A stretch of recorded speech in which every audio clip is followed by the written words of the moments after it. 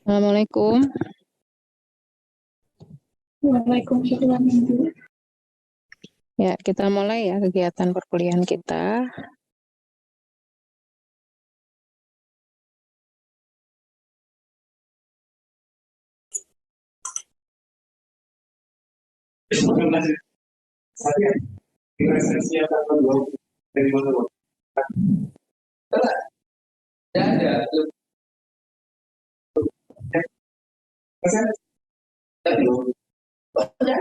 Tiga-tiganya nggak ada. Iya, iya resensi. Kayaknya saya makanya bingung. Yang mereka dapat 19 aja, Pak.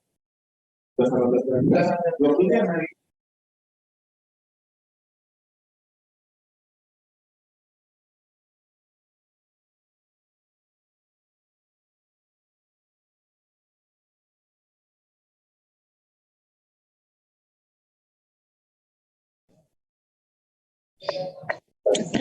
Baik, untuk pada siang hari ini kita akan melakukan pembahasan mengenai ini yang akan berarti share ya.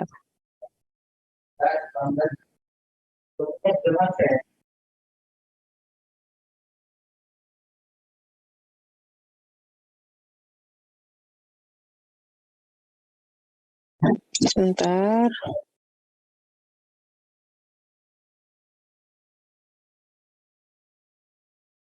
Integrated Quality Activity in Project Life Cycle. Ya, ada yang masih ingat nggak kalau project kalau di pengembangan perangkat lunak itu life cycle-nya terdiri dari 5 tahapan apa saja? Ada yang masih ingat?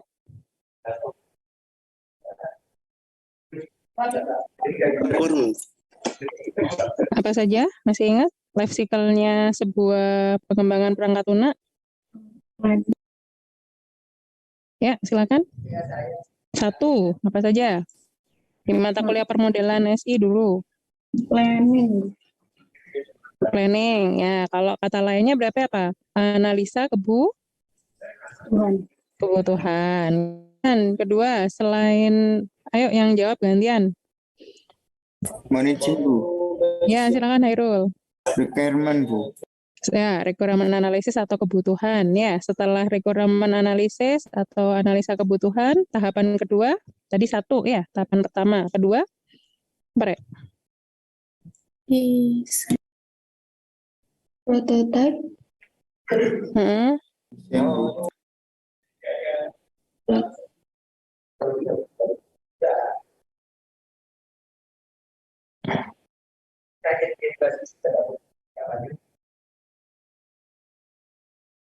Prototype bukan. Life cycle, dia tidak spesifik pada prototyping atau waterfall. Kalau ini apa? Kalau desain sprint mungkin prototype ya, analisa kebutuhan, kemudian desain sistem, kemudian apa lagi? Ada yang tahu? Implementasi atau deployment, kemudian yang kedua lagi? Testing. Yang keempat, testing, terakhir? Maintenance, good, maintenance. Nah, sedianya kontrak yang kemarin teman-teman analisa itu memuat unsur-unsur itu. Nah, sekarang ada pola asynchronous learning yang akan kita laksanakan. Sekarang bekerja sama dengan kelompoknya, entah via WA atau pembagian tugas, coba di mapping. Kira-kira dari kontrak review yang kemarin sudah direview, kalau diperbaiki ada pentahapan mengenai analisis requirement-nya harus dimuat di mana, kemudian desain sistemnya harus dimuat di mana, kemudian implementasi harus dimuat di mana, itu gimana cara mengkonstruksikan? Ada yang bisa kasih gambaran nggak sebelum kalian mengerjakan? Di mana ya kira-kira? Kemarin masih ingat nggak kontrak review ada apa aja? Pihak yang melakukan. Pihak yang melakukan. Oke, berarti kita stop dulu. Kalau kita bicara pihak yang melakukan, berarti yang pertama harus kita justifikasi adalah kita menganalisis kebutuhan ke pihak pertama ya. Ya kan? Jadi narasumber orangnya yang diwawancarai gitu. Nah, sekarang tugas selanjutnya adalah teman-teman memapping. Nih, saya siapkan dulu. Oke, sebentar.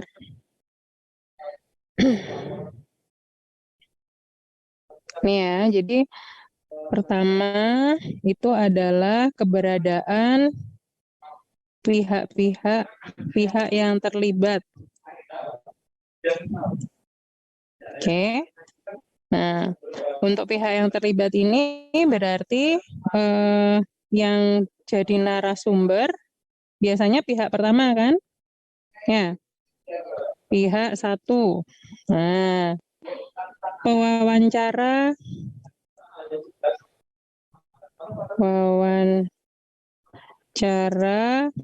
adalah pihak dua, biasanya kan gitu ya.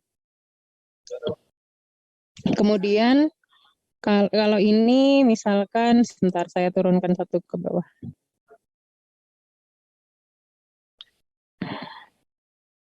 Kalau ini adalah wawancara. Kemudian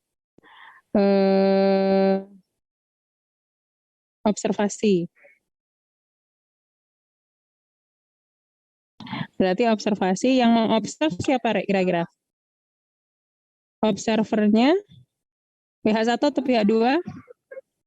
Pihak dua. Pihak kedua, benar. Observer, berarti typo. Observernya pihak kedua. Kalau yang diamati, ya berarti adalah perusahaan atau organisasi pihak pertama ya. Yang teramati gitu ya. Pihak ke satu. Nah, ini berlaku juga kalau kita bicara documentation sama kuesioner ya. Gitu. Oke. Kemudian untuk yang tadi desain sistem, kira-kira di mana, Rek? Kemarin ada pihak yang terlibat. Terus apa lagi? Ada pihak yang terlibat. Selain itu apa, Adinda? Ruang lingkup. Tugas, hak, dan kewajiban. Oh ya, boleh. Tugas dan hak kewajiban. Nah, ini berarti sudah bisa harus mengakomodir pola aktivitas ya. Monen analisa kebutuhan. Ya enggak? Ini kan sudah bekerja kan? Oke. Kemudian membuat desain sistem. Gitu ya, benar ya? Membuat pengkodengan atau coding gitu ya, aplikasinya gitu. Membuat apa lagi kayak membuat database-nya. Oke. Membuat apa lagi? Membuat UI UX ya. Sama lagi? Kalau tugas dan kewajiban testing masuk nggak? Masuk ya? Wajib nggak di testing? Di dalam kontrak review? Wajib. Terus kemudian hak kewajiban dalam perawatan atau maintenance ya? Oke. Kemudian ruang lingkup. Nah, bedanya ruang lingkup dengan tugas dan kewajiban apa? Kalau yang tugas dan kewajiban itu kita lebih mengakomodir si pelaksananya, sedangkan ruang lingkup adalah output dari pelaksanaan itu. Ya. Berarti kalau analisa kebutuhan outputnya apa, Rek? Masih ingat nggak? Fungsi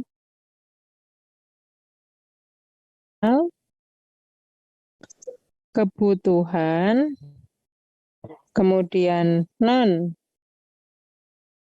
fungsional kebutuhan. Masih ingat ya? Fungsional dan non fungsional kebutuhan apa bedanya? Dulu semester 2. Lupa. Fungsional dan non fungsional apa bedanya? Kalau fungsional yang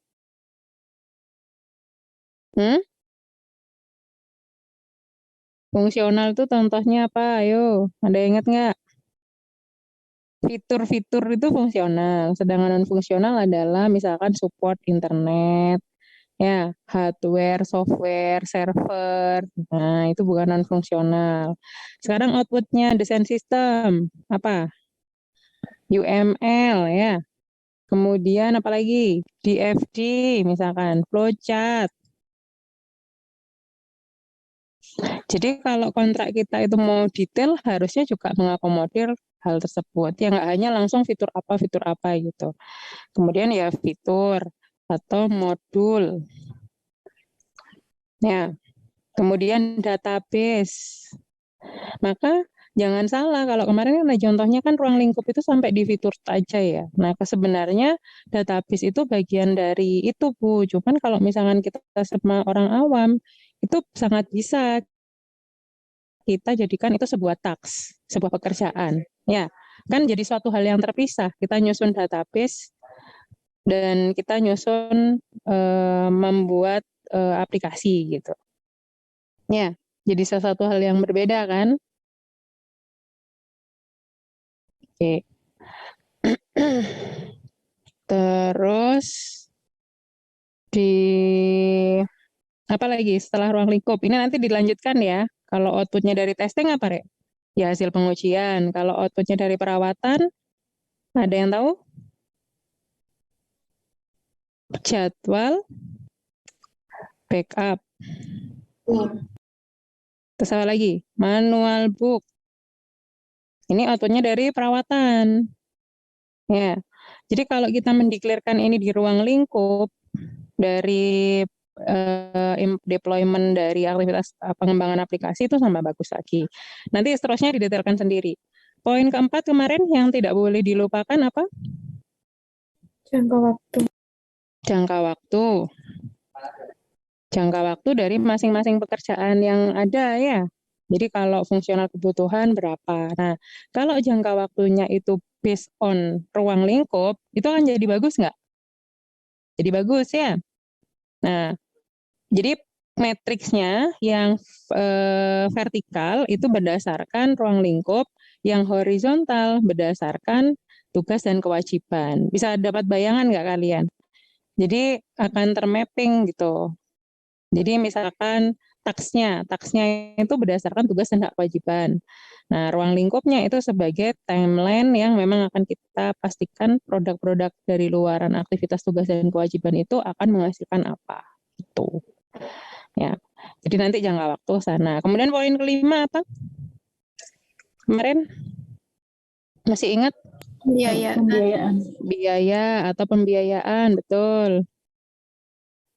Nah, sekarang saya tanya, sudah dapat gambaran ya, kalau biaya pembiayaan itu berdasarkan tugas dan kewajiban, misalkan melaksanakan proses analisa kebutuhan, setelah kita dibayar, kita memberikan ruang lingkup pekerjaan, yaitu produk yang dihasilkan dari taksi analisis kebutuhan, akan menjadi ini enggak, apa namanya, satu kontribusi kontrak yang baik enggak? Bagus kan jadinya? Misalkan pembiayaan untuk analisa kebutuhan. Karena di ruang lingkup itu sudah kita detailkan per hak dan kewajiban, maka kita nanti juga bisa menyampaikan di RAP itu outputnya pada saat dia mengeluarkan biaya segitu, yang dia dapat apa saja. Kan itu ya? Yang dia dapat mulai dari hasil apa namanya analisa fungsional kebutuhan dan non fungsional kebutuhan.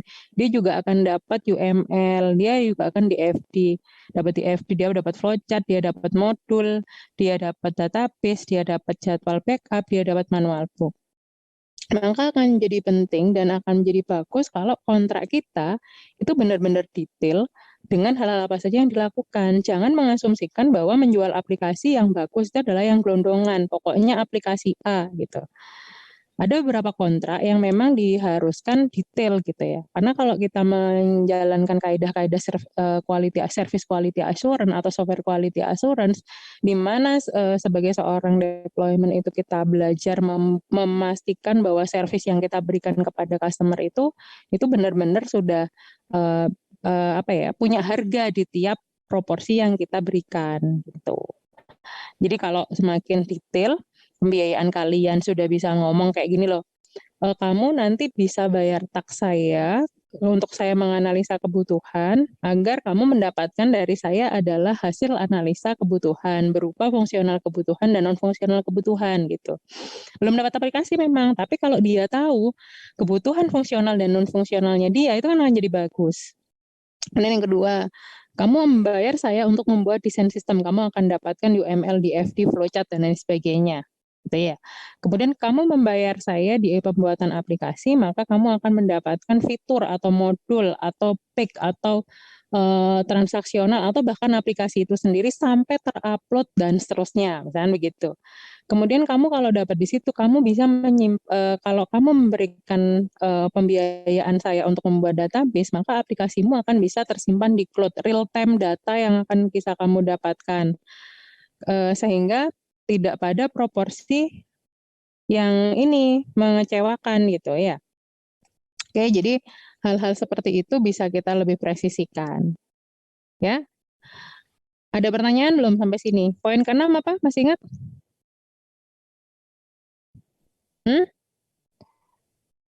Ada yang masih ingat poin ke-6? Jaminan.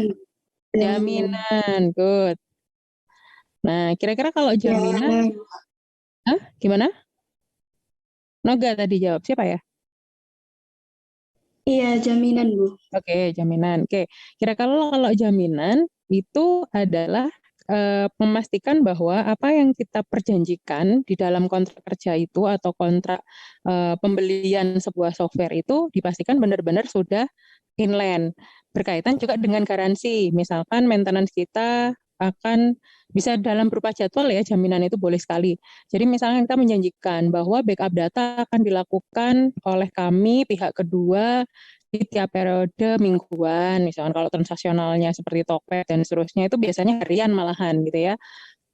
Kalau misalkan apa namanya lumrahnya sistem informasi penjualan, dia akan backup datanya 1 bulan sekali gitu, sesuai dengan pelaporan akuntansi biasanya.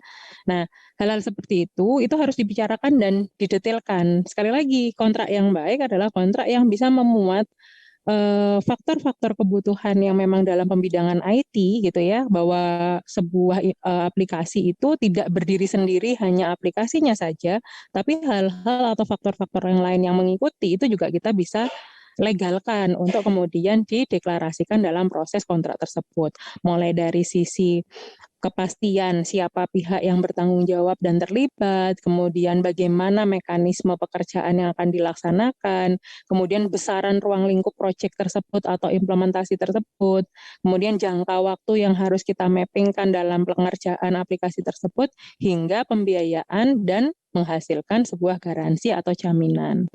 Nah, jadi misalkan lagi garansinya kalau sampai server down itu seperti apa, itu juga harus kita muat harusnya gitu ya.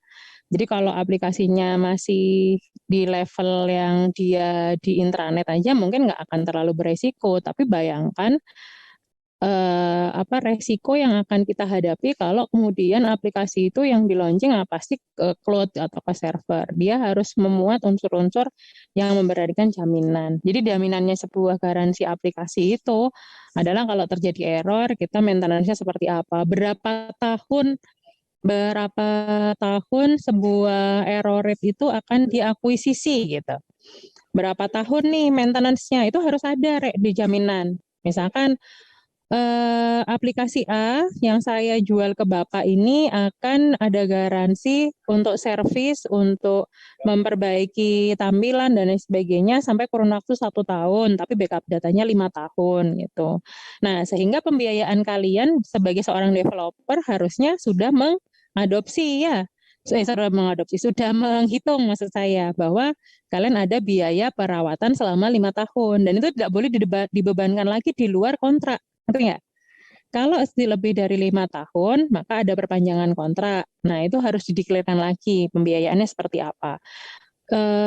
Kekuatan siklus mata uang kan juga berbeda ya. Selama 5 tahun pasti ada perubahan, sehingga nggak mungkin nominalnya perawatan itu sama seperti yang sudah dilakukan di 5 tahun sebelumnya. Sampai di sini ada pertanyaan?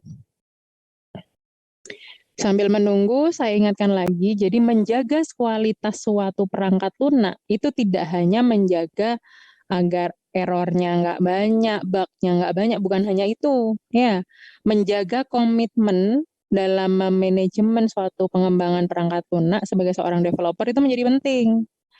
Ya, jadi kita nggak boleh, oh ya udah jual ya udah goodbye dadah gitu, nggak ngurusi lagi sama pihak keduanya, gitu ya. Loh iya itu terjadi, ya, senyum semua ini pasti. Jadi itu terjadi kadang kala gini, sering ya kalau anak-anak yang nggak tahu itu programmer pemula gitu ya yang nggak tahu bahwa oh kalau saya jualan aplikasi ya that's it, udah jualan aplikasi aja gitu. Tidak ada proses maintenance gitu. Kapan Bu kita berkewajiban untuk melakukan maintenance itu? Ya harusnya di rel kontraknya ada. Selama itu nggak ada di rel kontrak, si pihak pertama nggak akan bisa nuntut di pihak kedua. Makanya termasuk juga sebaliknya, pihak pertama tidak akan mau membayar sebesar itu kalau kalian tidak mendetailkan bahwa pekerjaan-pekerjaan dalam membuat aplikasi itu tidak hanya sesederhana ngoding jadi aplikasi. Kita butuh menganalisa kebutuhan, itu taks yang memang harus kita kerjakan. Kan di Scrum juga gitu, toh? Ya, kalian pada saat implementasi Scrum kan juga kalian harus tetap melakukan sprint planning, di mana sprint planning itu memastikan semua produk backlog itemnya terakuisisi di dalam sprint planning. Ya, jadi nggak apa namanya bukan bukan karena oh ini tadi berarti based on-nya SDLC nggak pakai Scrum, berarti nanti Scrum akan nggak pakai kayak gini, oh nggak sama aja. Justru kalau kalau Scrum berarti di sini hak dan kewajibannya apa Rek, kira-kira? Mulai dari sprint planning ya, sprint retrospective, sprint review kan gitu. Nah, itu tinggal di tagline. Atau tadi teman-teman kayaknya tadi ada yang menyebutkan prototyping. Itu berarti ada di desain sprint kan? Sebelum kita melakukan sprint planning. Nah, itu dimasukkan nggak apa-apa desain sprint. Desain sprint mulai dari apa aja? Coba ingat nggak? Tahapannya desain sprint. Bu, yang hafal itu pokoknya ada validate, Bu, ada prototype gitu. Ada 6 apa berapa ya? Nah, itu diinget-inget. Kenapa? Kalau kalian nggak inget-inget yang kayak gitu, nanti kalau sudah dapat apa ijazah lulus jadi developer bingung arep nggawe surat kontrak kerjasama dengan sebuah institusi, sebuah organisasi, sebuah korporasi, bahkan pihak pertamanya itu kalian nggak akan bisa detail. Akan rugi kan eman-eman. Wis pokoknya jualan aplikasi sudah Bu, wis paketan itu aplikasinya. Kadang ada yang nggak mau, karena kan yang kita ajak bicara tidak melulu orang yang basic IT-nya punya konteks pemahaman yang baik. Bener nggak? Ya kan? Nah, coba kalian sekarang kan di ini nih di workshop diminta untuk menghasilkan aplikasi. Sudah ada yang komunikasi sama kliennya nggak? Belum. Nah, nanti kalau sudah ketemu komunikasi sama kliennya itu ya, pasti kalian akan ini ketemu sama orang-orang yang tidak selalu memahami konteks bahwa membuat aplikasi itu memang harus dihargai mahal gitu. Ya kowe lek ngomong, Pak, jangan segitu, Pak. Sak welase, Pak, ngene. Ojo sakmono lah Pak, masa saya dibayar 500.000 Pak, buatnya susah. Ya nggak ada bayangan di mereka. Kalau kalian nggak mendetailkan seperti yang berarti contohkan barusan. Ya, itu gunanya, kenapa makanya di workshop itu kalian di mentoring. Ya, jadi ya itu harus diterjemahkan. Jadi apapun yang kalian kerjakan itu harusnya sedianya yang baik adalah bisa menerjemahkan proses-proses itu semua untuk menjadi taks-taks atau pekerjaan. Yang kalau di dunia nyatanya sedianya harusnya bisa menghasilkan reward buat kalian. Berupa apa ya? Tadi yang kita petakan di pembiayaan. Paham? Ya. Oh iya ya Bu. Oh saya kira dulu itu jualan aplikasi ya. Aplikasinya berapa? 10 juta. Wes wassalam. Mbung ngitungi 10 juta tekondi gitu ya. Ada yang kepikiran masih kayak gitu. Atau ada yang kepikiran Bu, kita itu kan nggak pernah jualan aplikasi, kita nggak tahu aplikasi itu pantasnya seberapa. Kalau mulai dari sini, kalian bisa menghitung. Analisa kebutuhan saya wawancara aja 3 kali balik. Transportnya berapa?